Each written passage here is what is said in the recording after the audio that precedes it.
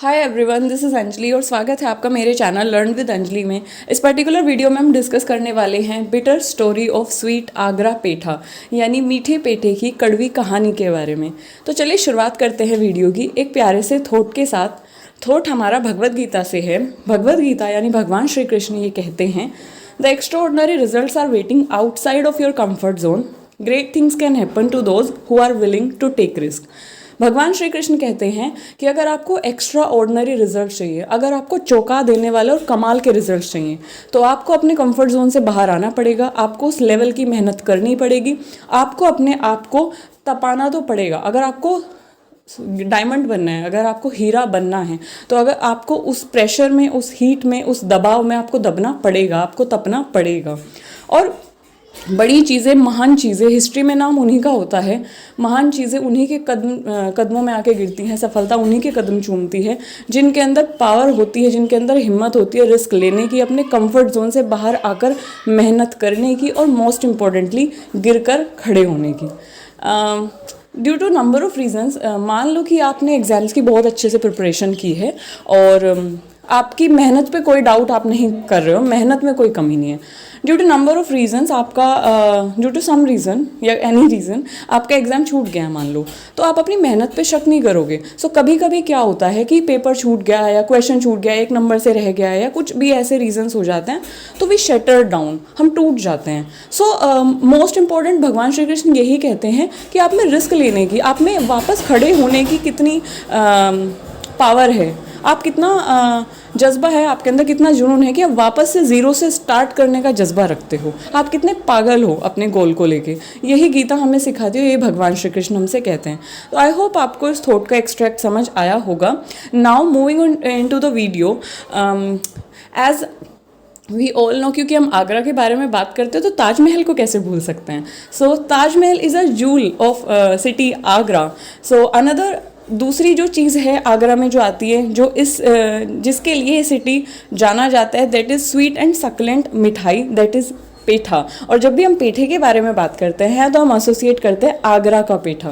So it is like residents of Agra considered petha the purest sweet. लोग इसको जो है सबसे प्योरेस्ट स्वीट के तौर पे देखते हैं, प्योरेस्ट स्वीट के तौर पे मानते हैं, क्योंकि इसमें जो है क्या it contain only fruit, sugar और वाटर। तो आगरे का जो पेठा है, सॉरी आगरे का नहीं, कहीं का भी जो पेठा है, तो पेठा जो है इस फल से बनता है। फल जो आपको सामने स्क्रीन पे शो हो रहा है ना, इस फल से पेठा बनता है और इसको इंग्लिश में बोला जाता है ऐश गोर्ड। सो जो पेठा है it is purely made up of sweet,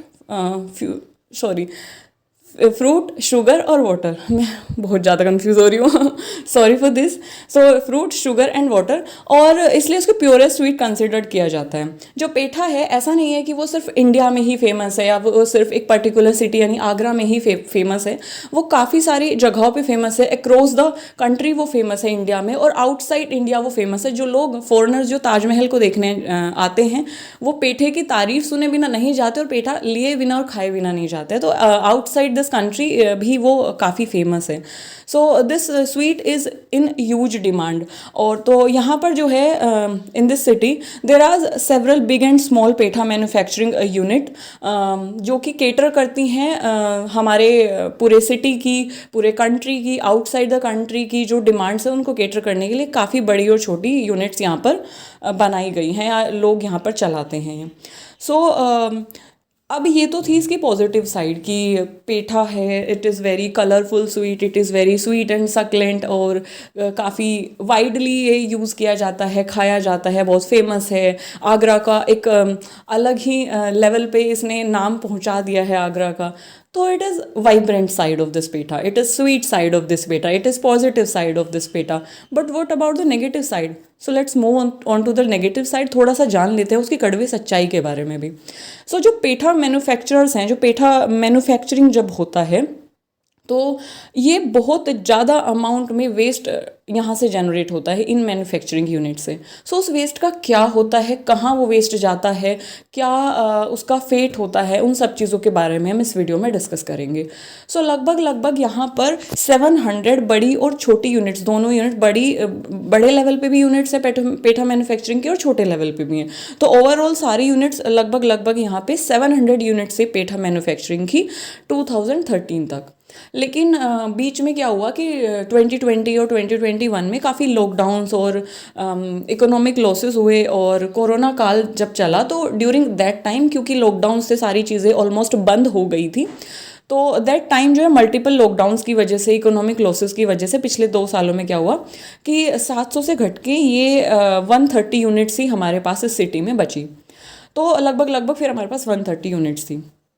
अब जब पेठा मैन्युफैक्चरिंग किया जाता था तो उसमें क्या होता था ना कि कोयला जो है उसको जलाकर पल्प को गर्म किया जाता था, यानी कि उसको पेठे को जो बनाया जाता था तो उसमें आग की ज़रूरत होती थी, फायर की ज़रूरत होती थी। वो जो फायर जनरेट की जाती थी वो कोल से की जाती थी, यानी कि कोयले से की जाती थी, which is non renewable resource, fossil fuel है कोयला। So it generate a huge amount of air pollution, तो काफ़ी ज़्यादा उससे पॉल्यूशन होता था। तो सुप्रीम कोर्ट का ये जजमेंट आया था कि पेठा मैन्युफैक्चरिंग के लिए कोई भी कोल का यूज़ नहीं करेगा। उन्होंने कंप्लीटली बैन कर दिया था कोल का यूज़ पेठा मैन्युफैक्चरिंग के लिए ताजमहल के आसपास, ताजमहल की विसिनिटी में। सो क्योंकि उससे काफ़ी ज़्यादा वेस्ट प्रोड्यूस होता था, जैसे कि सल्फर डाइऑक्साइड और इस तरीके से कार्बन डाइऑक्साइड की गैसेज वहाँ से रिलीज़ होती थी। अब जब वो गैसेज रिलीज़ होती थी वो एक अलग कॉन्सेप्ट है, वो मैं नेक्स्ट वीडियो में उसको आपको मैं ट्रांसलेट कर दूंगी, मैं उसको समझा दूंगी, क्योंकि उससे क्या होता था कि वो एयर के साथ मिक्स होके, वाटर ड्रॉपलेट्स के साथ मिक्स होके ना एसिड रेन कोज करती थी। वो एसिड रेन ताजमहल को एक तरीके से डैमेज कर रही थी। तो ताजमहल की विसिनिटी में कोल का जो बर्निंग था वो कंप्लीटली बैन कर दिया गया उस टाइम पे। अब जो पेठा मैन्युफैक्चरिंग की अगर हम वेस्ट की बात करें तो पेठा मैन्युफैक्चरिंग बहुत ज़्यादा वेस्ट जनरेट करती हैं, और लगभग लगभग अगर हम बात करें तो इस एरिया से या इस लाइक इंडस्ट्री से या इस मैन्युफैक्चरिंग, इन सारी मैन्युफैक्चरिंग यूनिट से लगभग लगभग 60% जो वेस्ट होता था वो रो वेस्ट होता था। रो मतलब कच्चा वेस्ट होता था, which includes peels and pulp of the ash gourd. जैसे कि जिस फल से पेठा बनता था तो उस फल को छीला जाता था, तो उसका जो पल्प है, उसका जो पील्स है, छिलके हैं, उन सब का लगभग लगभग टोटल वेस्ट का 60% वेस्ट यही सब होता था, रो वेस्ट होता था। बाकी अगर हम और सब चीज़ों की बात तो छोड़ दे तो पूरा ये रो वेस्ट 60% वेस्ट होता था जब पेठे को मैन्युफैक्चर किया जाता था। तो यू कैन सी दिस कि ये जो वेस्ट है this is only peel and pulp, गूदा और जो छिलके वगैरह हैं यही सब होता है। सो मैन्युफैक्चरिंग के दौरान ये निकलता था। 2021 में क्या हुआ कि लॉकडाउन लग गया था, तो काफ़ी सारी यूनिट जो है, बड़ी यूनिट्स तो स्पेशली बंद हो गई थी क्योंकि लॉकडाउन था, है ना। तो जो छोटी यूनिट्स थी वो फंक्शनल थी।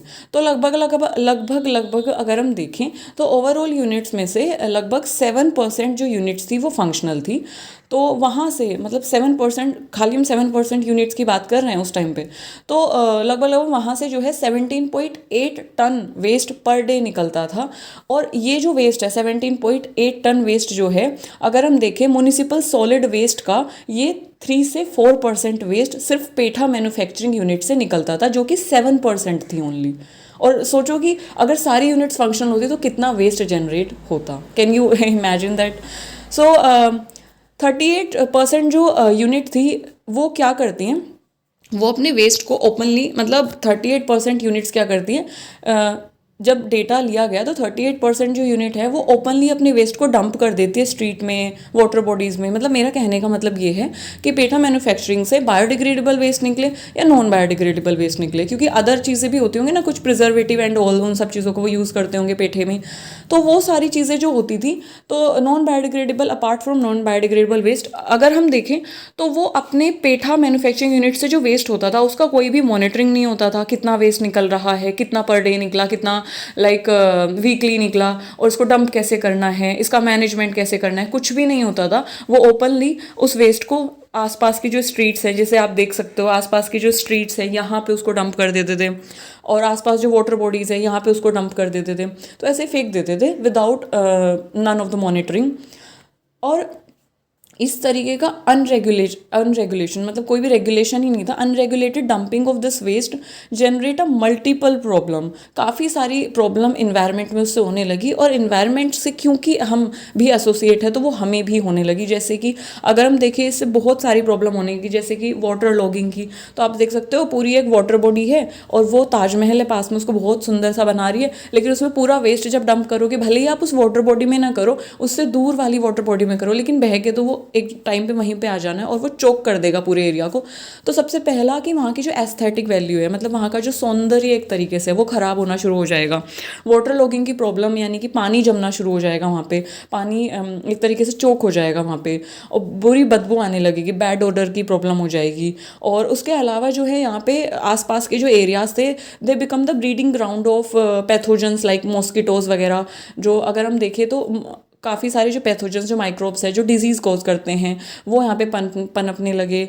जो मॉस्किटोज़ हैं, फ्लाइज हैं, ये यहाँ पे मतलब पनपने लगे, तो काफ़ी ज़्यादा इनसैनिटेशन वाली कंडीशन हो जाती थी। सो you can see this type of condition जो क्रिएट हो जाती थी। अकॉर्डिंग टू सुरेंद्र यादव, जो कि म्यूनिसिपल कमिश्नर है म्यूनिसिपल कॉरपोरेशन के आगरा सिटी में, उन्होंने ये चीज़ बताई है कि जो पेठा फैक्ट्रीज़ हैं, छोटे स्केल पर बड़े स्केल पर जो पेठा मैन्युफैक्चरिंग यूनिट्स हैं, वो सीधा का सीधा अपना जो वेस्ट है उसको आसपास की जो वाटर बॉडीज़ है वहाँ पे डंप कर देती हैं। ये चीज़ खुद जो है म्यूनिसिपल कमिश्नर ने बोली है। आगरा के म्यूनिसिपल कॉरपोरेशन के म्यूनिसिपल कमिश्नर जो हैं, जो कि मिस्टर सुरेंद्र यादव जी हैं, उन्होंने ये बात खुद से बोली है। सो अब क्योंकि वो कम्प्लीटली उसको अनरेगुलेटेड वे में इसको डंप कर देते हैं डायरेक्टली आसपास के एरियाज़ में, भले ही वो लैंड एरिया हो या वो वाटर बॉडी हो, या फिर अगर वो कोल बर्न कर रहे हैं तो वो एयर पोल्यूशन क्रिएट कर रहा है। तो this contribute majority of population, तो मेजोरिटी ऑफ पॉल्यूशन ये क्रिएट कर देता है। वाटर बॉडी में तो खासकर करता ही है, साथ साथ जो है लैंड पॉल्यूशन ये क्रिएट कर देता है, जिसकी वजह से काफ़ी सारी प्रॉब्लम लोगों को देखने को मिली है। और ये यहाँ की यानी जो आगरा जो सिटी है, इसके आसपास की जो नदियाँ हैं और ताजमहल के आसपास की जो नदियाँ हैं, सिटी में जो नदियाँ हैं, छोटी नदी है, बड़ी नदी है, या जो भी पॉन्ड्स हैं, वेल्स हैं, जो भी वाटर बॉडीज़ हैं, वहाँ के इकोसिस्टम को काफ़ी बुरे तरीके से अफेक्ट कर रहा है। और फिर ये सीपेज होकर ग्राउंड वाटर में पहुँचता है तो वो एक अलग प्रॉब्लम क्रिएट करता है। So you can see the dark side. I want to just tell you guys कि हमने सिर्फ वो वाइब्रेंट तरीके की हमने एक मिठाई देखी है। You can see this picture how vibrant they are looking, like red green और रेड ग्रीन और येलो, हाँ, तो कितने सुंदर लग रहे हैं देखने में। लेकिन सीधा डार्क साइड ऑल्सो, कि हम किस तरीके से मैनेजमेंट कर रहे हैं वेस्ट का, वो ज़्यादा इंपॉर्टेंट है, वो बहुत इंपॉर्टेंट है। क्योंकि जिस मिट्टी ने हमें ये फल दिया है और हमें ये कैपेबिलिटी दी है, हमें पोटेंशियल दिया है कि we can generate a sweet and succulent mithai from this. So उस मिट्टी की रक्षा करना, उस पर्यावरण की रक्षा करना भी एक तरीके से हमारा कर्तव्य हो जाता है। सिर्फ उन स्वीट्स को खाने के बाद और लाइक डूइंग बर्पिंग की हाँ ठीक है मज़ा आ गया और इट इज़ वेरी टेस्टी, सिर्फ इतना नहीं होना चाहिए। We should be the responsible citizens of India. और हमें समझना होगा कि it's our responsibility to manage this waste, क्योंकि वेस्ट अब कोई चीज़ हम मैन्युफैक्चर कर रहे हैं तो वेस्ट तो निकलेगा ही। सो कितना स्मार्टली आप चीज़ों को हैंडल कर रहे हैं वो it's totally up to you.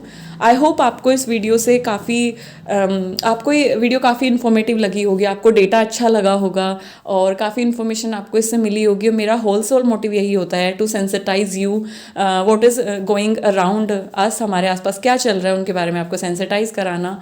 और वेट करिए मेरी नेक्स्ट वीडियो का, ऐसी ही नई वीडियो मैं लाती रहूँगी। तब तक के लिए stay healthy and stay happy and thank you for listening me so patiently.